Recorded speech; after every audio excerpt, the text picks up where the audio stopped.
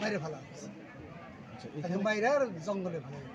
আচ্ছা আমরা এখানে যতটা জানতে পারলাম যে এখানে কাজের লোক ছিল একজন, ওনার কাছ থেকে কোনো কিছু জানতে পারছেন? ওই কাজের লোকই ফোন দিছে, জি কাজের লোক যে সে হলো ফোন দিছে যে সে হলো সকাল 9টায় আসছে।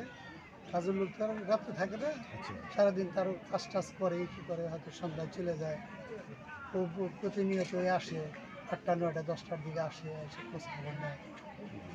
মোটামুটি ও আর কেয়ারটেকার হিসাবে সারাদিনই সাথে সাথে থাকে, কাজ টাজ আপনারা করে। জানতে পারছেন কাজের লোকের মাধ্যমে? হ্যাঁ, কাজের লোকের নাম। এমনি কোনো শত্রু বা কোনো কিছু এরকম আছে? এমনি শত্রু তার তো কিছু জমি জমা বিষয় সংক্রান্ত বিষয় তো শত্রু থাকতেই পারে, এবং আছে এটি সব।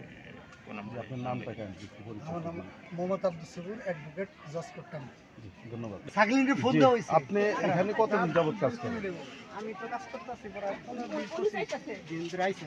আচ্ছা জি 20-25 দিন পরে এই ঘরটা দেওয়ার পরে উনি আর পায়ে একটু ব্যথা পাইছে, পায়ে একটু ফুলে গেছে না, কইতেছে আমি কালকে পাঠাইতাম, আচ্ছা ব্যথাটা কিভাবে পাইছেন?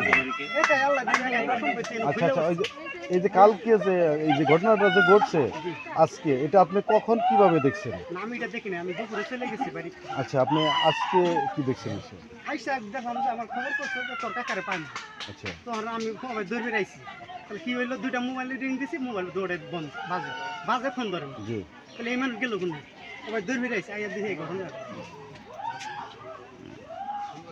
এর আগে পর্বে আপনি যেখানে থাকতেন দুজনই তো থাকতেন আপনারা, হ্যাঁ, কোন লোক আপনাদের হুমকি দামকি বা কারোর সাথে ঝগড়া এরকম কোনো কিছু করছে? না না না, এরকম কোনো ই না, এরকম কোনো হুমকি দামকি না। ঠিক আছে।